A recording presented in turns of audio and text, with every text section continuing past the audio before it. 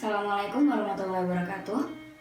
Nama saya Safira Salsabila, saya dari mahasiswa arsitektur UPN Veteran Jawa Timur. Kali ini saya akan membahas tentang arsitektur Nusantara pada era global. Perkembangan arsitektur di Indonesia telah melewati masa yang panjang. Setiap eranya itu melahirkan gaya arsitektur yang sangat spesifik dengan membawa ciri khas dan keunikan sesuai tren dan pengaruh di zaman tersebut. Bermula dari era arsitektur vernakular, yaitu arsitektur lokal Indonesia, kita semua tahu kalau Indonesia merupakan negara kepulauan yang terdapat banyak sekali budaya di dalamnya. Sebelum terpengaruh dengan budaya luar, arsitektur vernakular ini sangat menonjolkan kearifan lokalnya. Setiap daerah di Indonesia memiliki gaya yang khas melalui penggabungan adat istiadat, tradisi, budaya, dan seni, sehingga menghasilkan gaya arsitektur yang mewakili identitas dari daerah masing-masing. Era ini kurang lebih beriringan dengan masuknya ajaran-ajaran dari luar, seperti ajaran Islam, ajaran Hindu-Buddha, dan lain sebagainya. Sehingga ajaran-ajaran tersebut ikut memiliki peran terhadap perkembangan arsitektur Nusantara. Nah, sebenarnya arsitektur Nusantara ini dapat dibilang jati diri bangsa. Ia memiliki peran penting, yaitu menjadi saksi bisu keberagaman di Indonesia. Kemudian, perkembangan arsitektur Nusantara mulai goyah ketika masa penjajahan. Kependudukan Portugis dan Belanda mencapai ratusan tahun, sangat mempengaruhi arsitektur Nusantara, apalagi dengan kondisi Indonesia sedang dijajah. Pada saat itu, sangat menonjolkan gaya arsitektur Eropa dengan sejumlah penyesuaian mengingat Indonesia memiliki iklim tropis.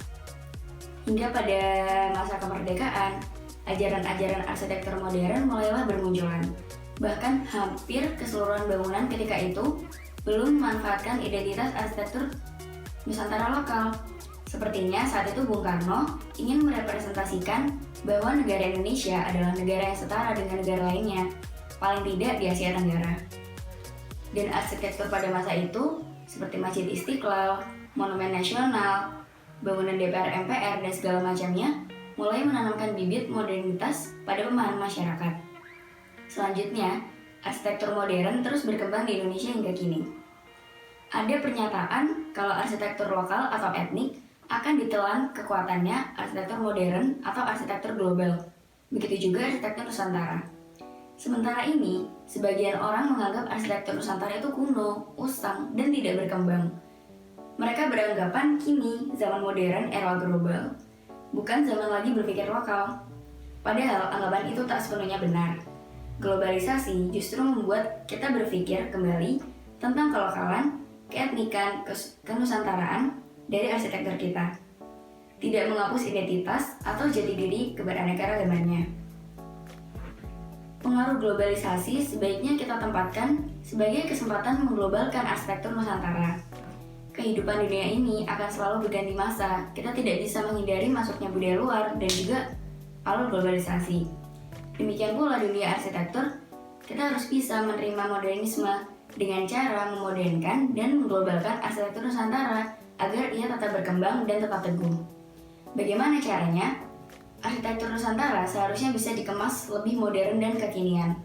Semestinya pengembangan arsitektur Nusantara menjadi bekal bagi para arsitek pada zaman sekarang untuk menggali lagi aneka literatur yang menjadi dasar menginginkan arsitektur Nusantara dalam konteks lebih modern untuk menghasilkan prototipe arsitektur Nusantara masa kini.